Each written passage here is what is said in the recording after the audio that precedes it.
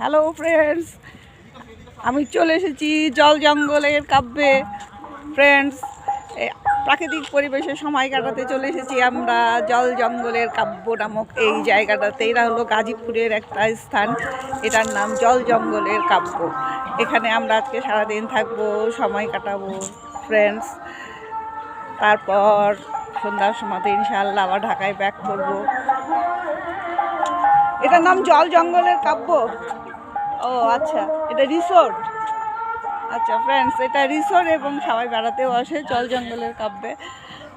আপনাদেরকে বিস্তারিত পরে দেখাবো, জানাবো। কেবল আসলাম, নামলাম গাড়ি থেকে, আমরা ভিতরে ঢুকছি, পরে আপনাদেরকে এই জল জঙ্গলের কাব্য দেখাবো। একটু দেখে নেন ফ্রেন্ডস, প্রাকৃতিক পরিবেশ, খুব সুন্দর প্রাকৃতিক পরিবেশ।